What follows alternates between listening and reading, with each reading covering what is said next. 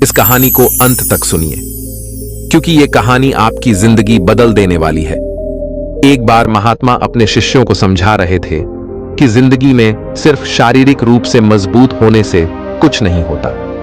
जब तक तुम मानसिक रूप से मजबूत नहीं होते, तब तक तुम जिंदगी में कभी कामयाब नहीं हो सकते। मानसिक मजबूती इंसान को आत्मविश्वास और उसके साहस को बढ़ाती है, जो सबसे जरूरी चीज है। लेकिन उस इंसान का क्या, जो मानसिक रूप से बहुत कमजोर है, जिसको खुद से ही लड़ने की हिम्मत नहीं है, वो भला दुनिया को कैसे जीतेगा?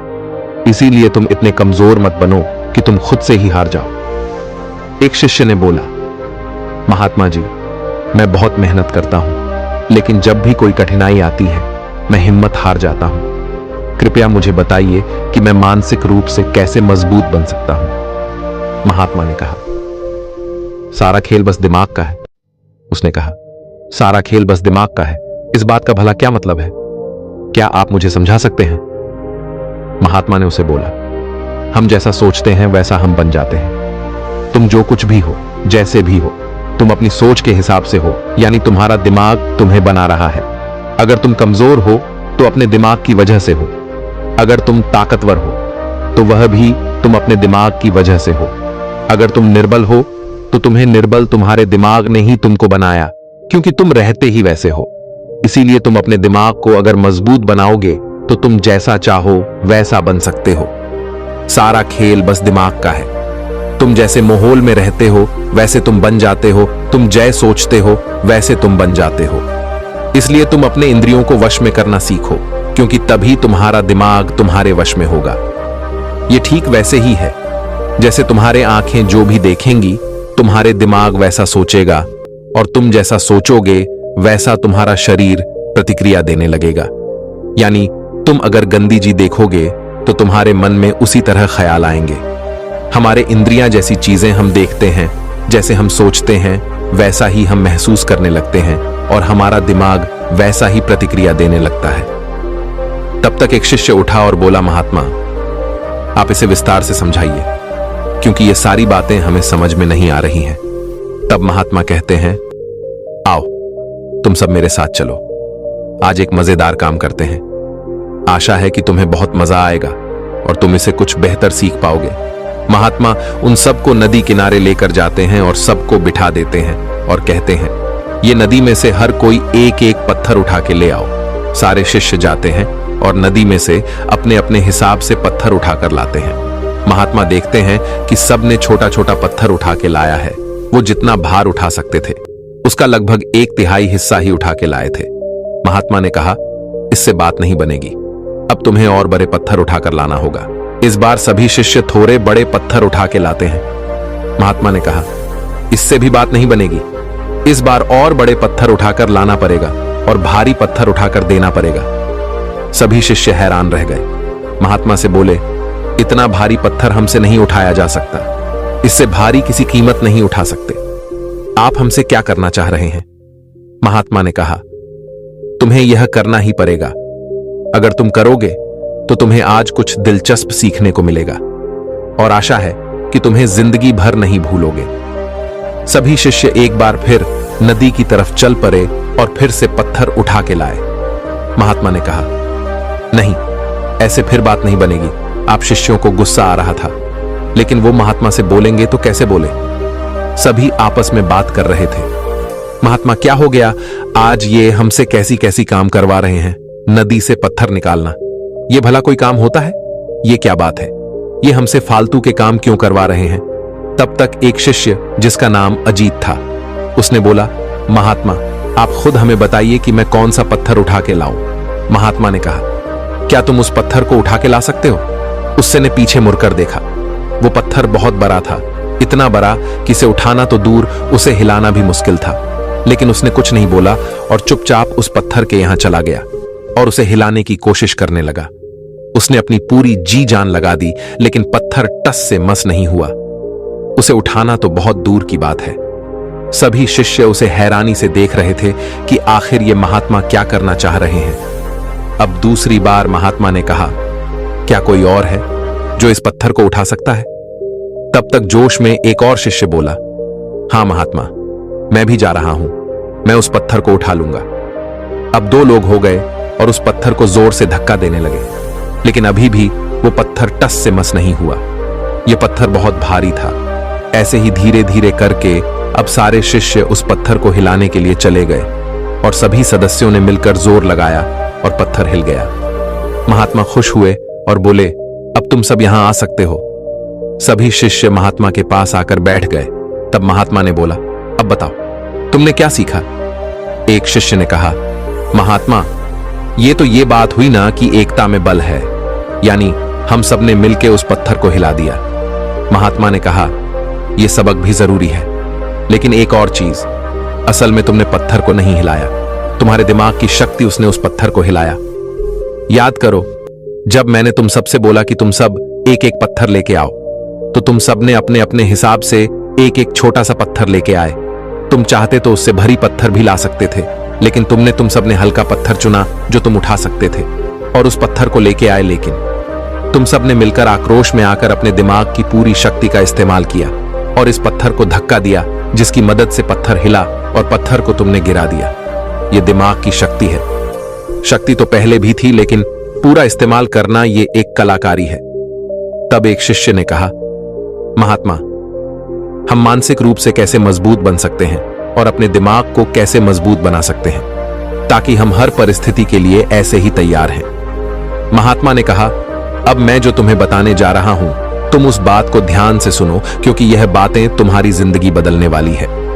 मैं तुम्हें कुछ कायदे बताता हूं। अगर तुम ऐसा करते हो तो निश्चय ही तुम्हारा दिमाग मजबूत बनेगा और तुम्हारी जिंदगी बदलेगी। नंबर 1, गुस्सा कम करो। ज्यादा गुस्सा इंसान को बर्बाद कर देता है। जब हम ज्यादा गुस्सा करते हैं तो हमारे शरीर में ज्यादा बल लगता है और हमारे ज्यादा गुस्सा से ज्यादा ऊर्जा व्यर्थ हो जाती है। इसीलिए कोई भी उम्र हो, तुम्हें कम से कम गुस्सा करने के लिए आदत डालनी चाहिए। फालतू की बातों में तुम शांत रहो, कम से कम बोलो और लोगों को बोल के नहीं करके दिखाओ। एक और बात याद रखो, तुम जितना चुप रहोगे, तुम जितना शांत रहोगे, तुम जितना ही कम बोलोगे, लोग तुम्हें उतना ही सुनना पसंद करेंगे। तुम उतनी बलवान और तुम उतनी ही आत्मविश्वास से भरे हुए महसूस करोगे। जहां पे जरूरत है वहां पे बोलना अच्छी बात है, लेकिन हर समय बोलना फालतू की बात है। हमेशा बोलना यह सही नहीं है। इसीलिए गुस्सा कम करो, शांत रहने की आदत डालो। तुम खुद देखोगे कि तुम सिर्फ इन्हीं कामों से अपनी जिंदगी में कितना परिवर्तन ला रहे हो, और तुम महसूस भी करोगे कि तुम्हारी जिंदगी बदल रही है। ज्यादा बोलना बेवकूफों की निशानी है, इसीलिए, और चुप रहना महान लोगों की पहचान है। नंबर 2, मुश्किलों से मत डरो। मैंने देखा है, जीवन में कुछ लोग मुश्किलों को आते ही बहुत डर जाते हैं। कहां ये बड़ी संकट आ गई, मैं इसे कैसे सामना, मैं बहुत कमजोर हूं, मेरे तो इतनी हिम्मत नहीं कि मैं इससे लड़ पाऊं। लेकिन ये सारी बातें दिमाग को कमजोर बनाती है। तुम अपने दिमाग को कभी ऐसी बातें मत बोलो जिससे तुम्हें लगे कि तुम कमजोर हो चुके हो। याद रखना, सच में तुम कमजोर कभी नहीं होते हो। सारा खेल बस दिमाग का है। तुम दिमाग कहते हैं कि तुम कमजोर हो तो तुम सच में फील करते हो कि तुम बहुत कमजोर हो। लेकिन जब तुम कहते हो कि मेरे अंदर ताकत है और हां, मैं काम कर सकता हूं, तब तुम्हारे अंदर उस काम को करने की हिम्मत अपने आप आ जाती है। इसीलिए दिमाग को कमजोर मत बनाओ, दिमाग को बलवान मजबूत बनाओ, क्योंकि दिमाग तुम्हारी सोच से चलता है। तुम जैसा सोचते हो दिमाग वैसा बनता जाता है। नंबर 3, पौष्टिक और संपूर्ण आहार। सही आहार लेने की आदत डालो। फालतू की चीजें खाना बंद करो और वो चीजें खाओ जो तुम्हारे शरीर को बल प्रदान करे और जिससे तुम्हारा दिमाग तंत्र सही से काम कर सके। वो सारे व्यंजन, वो सारे भोजन जिसमें ज्यादा तेल और मसालों की मात्रा ज्यादा हो, उनसे सबसे दूर रहो, क्योंकि वो चीज तुम्हारे पेट के साथ तुम्हारे दिमाग को भी नुकसान पहुंचाती है। ज्यादा भारी भोजन दिमाग को आराम करने के लिए मजबूर करता है और तुम्हें आलस आता है।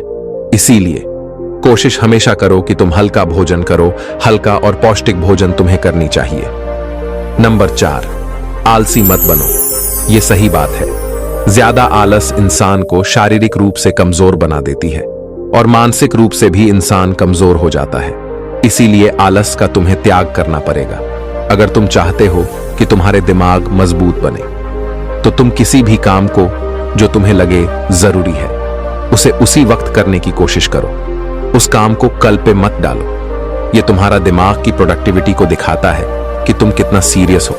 इसीलिए कभी भी किसी काम को लेकर बहाने मत बनाओ और न ही उसे कल पर टालने की कोशिश करो। जो काम है उसे उसी दिन उसी वक्त हो सके तो करके खत्म करो। शरीर को हमेशा एक्टिव रखो, ऐसे जैसे कि तुम्हारे शरीर में बहुत एनर्जी है। नंबर 5, व्यायाम करने की आदत डालो। लोगों को लगता है भला व्यायाम करने से क्या फर्क पड़ेगा, लेकिन फर्क पड़ता है। जब तुम हर दिन कसरत करते हो, व्यायाम करते हो, तो तुम अपने शरीर के ऊपर भार डालते हो, तो तुम्हारा शरीर हर दिन मजबूत बनता है। और जब तुम्हारी मांसपेशियों में भार आता है तो शरीर में बल आता है, और यही चीज तुम्हारी जिंदगी को बदल देती है। इसीलिए हर दिन थोड़ा ही सही लेकिन व्यायाम करने का डालो। जब तुम व्यायाम करोगे यानी अपने शरीर को तुम कष्ट दोगे, तब तुम मजबूत बनोगे। नंबर 6, पर्याप्त नींद। तुम देर से सोते हो, देर से उठते हो और हर काम को देर से करते हो। यह जिंदगी को बर्बाद कर देता है। इसीलिए कम से कम 6-8 घंटे की नींद जरूरी है। इसीलिए जल्दी उठने के लिए तुम्हें जल्दी सोना पड़ेगा, और तुम जल्दी तभी सो पाओगे जब तुम अपने काम को अपने टाइमली खत्म करोगे। याद रखना, जब तुम सही से सो नहीं पाओगे तब तुम्हारा दिमाग सही से काम नहीं करेगा। इसीलिए दिमाग को काम करने के लिए पर्याप्त नींद जरूरी है। 6-8 घंटे सोने के लिए तुम्हें जल्दी सोना पड़ेगा। और हाँ, एक जरूरी बात, तुम्हें जल्दी उठना भी पड़ेगा। इसीलिए पर्याप्त नींद दिमाग का भोजन है। जब तुम सोते हो तब तुम्हारा दिमाग जरूरी काम को कर रहा होता है, तब तुम रिलैक्स मूड में होते हैं। नंबर 7, सकारात्मक सोच रखो।